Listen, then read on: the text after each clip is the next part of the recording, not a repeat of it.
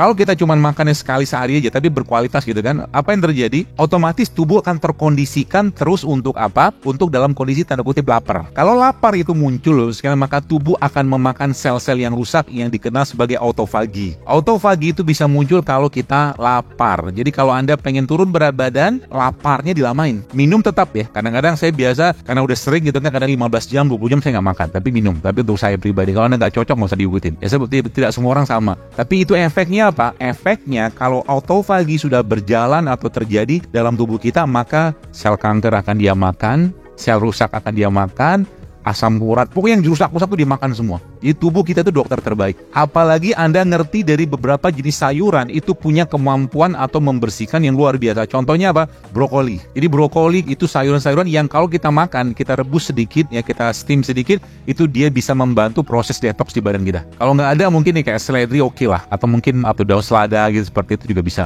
Ya, jadi banyak pilihannya. Nah, jadi kalau boleh saya katakan obatnya kita itu ada di mereka-mereka ini Pak Bu. Ini apa? Di jamur. Jamur merupakan salah satu sayuran yang rendah kalori tapi tinggi serat. Jadi kalau Anda malam, salah satu pilihan kalau tetap pengen makan, dibikin kayak sup. Kasih jahe, kasih kayu manis, kasih cengkeh gitu lah, sederhana. Kasih sedikit mungkin wortel atau apa. Dia seratnya tinggi dan dia bisa mengikat racun-racun di badan. Contoh ini mungkin ketumbar. Tumbarnya bos sekalian itu efeknya ke pembuluh darah luar biasa. Kasih air panas sedikit, masukin, kasih madu, selesai. Anda bisa minum teh ketumbar dan manfaatnya luar biasa.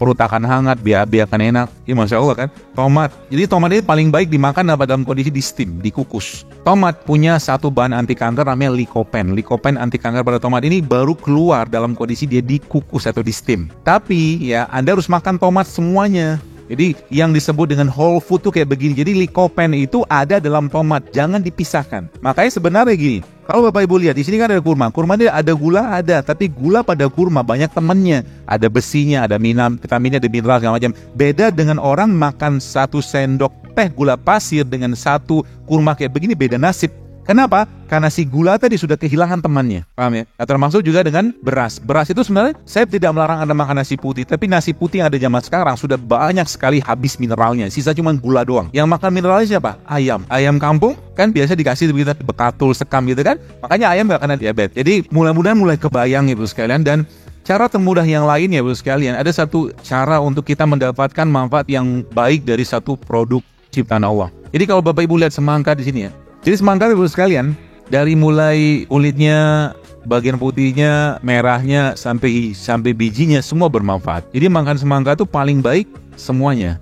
Tapi kita kan gak lazim kan makan semuanya. Karena semua bagian pada semangka itu baik. Termasuk pisang juga sama. Pisang itu semua bagiannya baik. Kulitnya juga. Ada risetnya justru malah menyebutkan bahwa pisang yang paling baik itu pisang yang overripe. Overripe itu yang sudah titik-titik hitam. Itu pisang yang sudah ada anti kankernya. Paling banyaknya si bahan anti kanker atau serotonin, tapi serotonin itu paling banyak ada pada daging yang tadi pada pisang yang sudah bertitik-titik hitam, dan yang nomor 2 paling banyak itu ada pada kulitnya.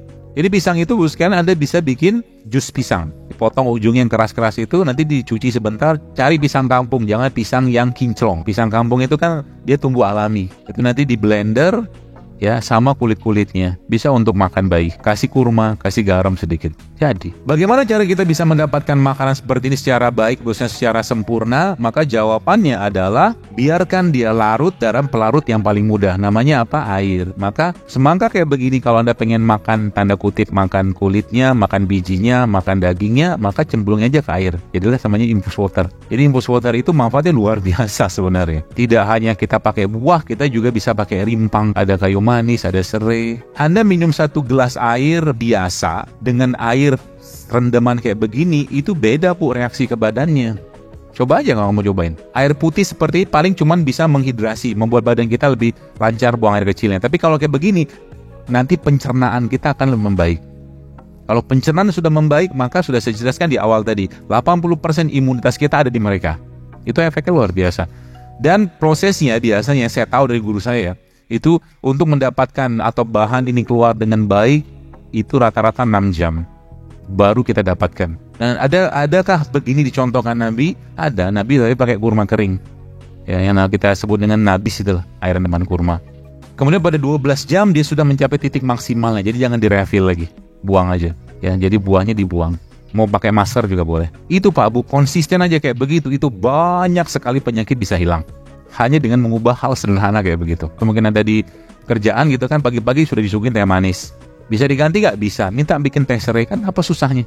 Atau teh ketumbar, atau minum air putih lebih baik. Snacknya diganti dengan apa? Buah. Yang kukus-kukus, rebus-rebus. Kalau nggak ada snack yang seperti itu, gak usah snack juga nggak apa-apa. Kan judulnya kita mau makan siang. Ibu-ibu hamil itu kan kenapa bisa melentung-melentung badannya? Karena kebanyakan karbohidrat yang masuk. Tepung kebanyakan, gula kebanyakan. Akhirnya ya sudah, berlebihan berat badan selama kehamilan. Jadi ingat sekali lagi, bukan lemak yang membuat kita berlemak body sugar, tapi